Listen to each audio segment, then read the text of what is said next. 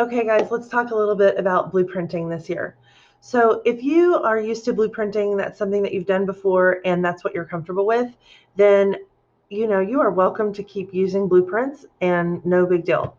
If it's something that you've never used and um, it's something that is really intimidating to you, or you don't think it'll save you time or whatever, then you don't need to use them. Okay. If we need to save your content at the end of the year, we can do that. You will just need to let me know that we want to keep it and we can move it over um, if that is necessary. Okay. There's only two reasons we use Blueprint. One is to keep content from year to year. One is to make it easier because one person can create it and push it out to all the different teachers. All right. So I know that this year we've got a couple different considerations. Number one, we've got face-to-face kids and virtual learning kids, and we don't know necessarily right now how we're going to handle that.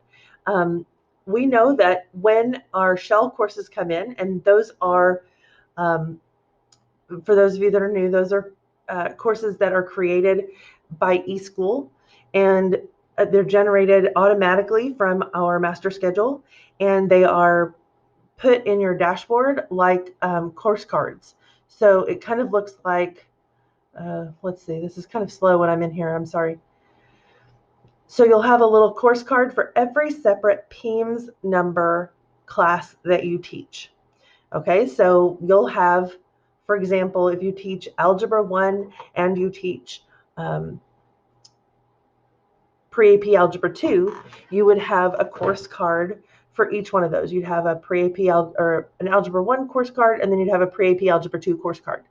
Within that course, you will have multiple sections. Each section will be a class period filled with your kids. And they'll already be enrolled and everything.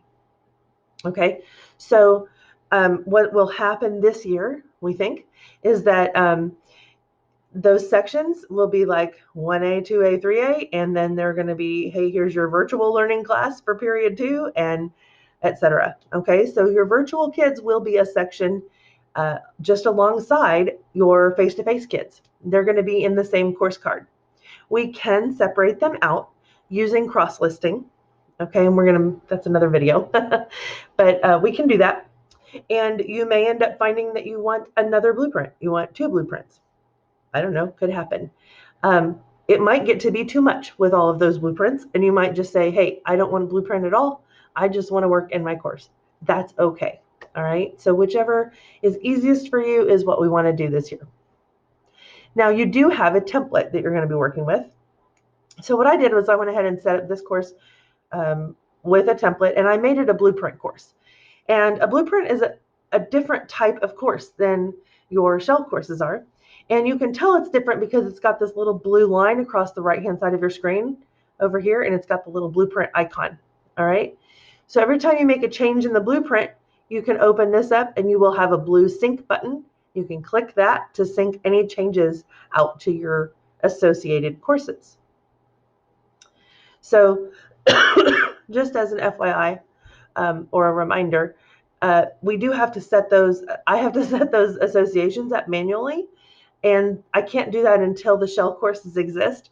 So once we get our shell courses, I'm going to have to go in and actually associate all of them with blueprints that are already created. And it is going to take a little while to do that. So that blueprint may not be immediately ready to send out to or to sync with your shell courses. So just so you know. Now, let's talk about how that blueprint works with the shell courses. So the teacher information page, you're not going to edit that in your blueprint because you've got multiple teachers using the same blueprint. So that is one that you're going to wait until you have already synced this template out to your shell courses. Then you're going to go into your shell course and you're going to edit that page.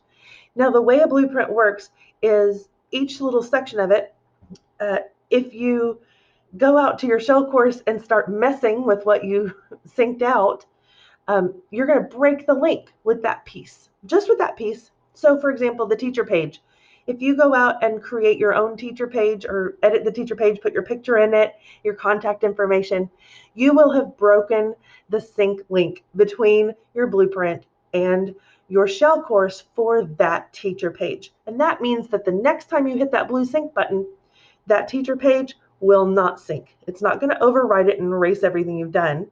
Okay, and that's why it works that way, in fact. Okay, so it broke the sync link, and so now that page is not going to update. That is okay, because we want it to work exactly that way. All right. Another example is due dates. So anytime you create an assignment in the blueprint, you do not want to put a due date on it. So wait until you push it out to your shell courses. And once you have it in your shell courses, you'll go into the shell course and assign a due date to that assignment once it is there. Okay, so keep in mind always, why do we blueprint? What is the point? The point is so that we're creating these once and so that we can create them year to year. But once we've created it and we've sent it out, we can break that link. It's not really a big deal. We don't have, the goal is not for the blueprint and our shell course to be matchy-matchy. Okay, that is not what we're looking for. We're just looking for it to be useful. All right, so when it comes to all the rest of this coursework stuff, I will tell you, there are some pages here, if we take a look at some of these pages, where you're going to be like editing some things, like the word current is something that you're going to have to be updating, right? And you're going to have to be updating, I don't know, let's look at, I'm going to click on view all pages. It strikes me that there might be several things in this template that we do not want to accidentally break the sync on, because we want to be able to update it in one place and let that stick. So let me show you a little trick. Over here, there's this little symbol, and you'll notice if I click on it, it will lock it. Okay, so if I do this and I lock it, like that home page, I don't want that to change. I'm going to lock that page. What that does is it keeps any teacher from editing that page accidentally in their shell course. And that means if the district were to come back and go, hey, I need you to put a big red button on that page, we could do that at our blueprint level and it would still sync out because the sync would not be broken with that page. Okay, this keeps us from making mistakes, this little lock. Anything that you do not want an individual teacher to be able to change in their course, you want to lock down. All right, you can still change it in the blueprint and push those changes out to everybody. The teacher information page, you would not want to lock because you want people to be able to edit that and break the sync. Okay, I hope that that makes a little bit of sense. All right, so I think, let's see, I think that's about it for blueprints. So I want you to really carefully consider whether you want to use one or not, and then I will have a way for you to let me know. I'll probably make a form for you to submit and let me know what needs to be tied to which blueprint, and we will go from there. And if you have any other questions about blueprinting or whether you should do it or not, then please let me know. Y'all have a good day.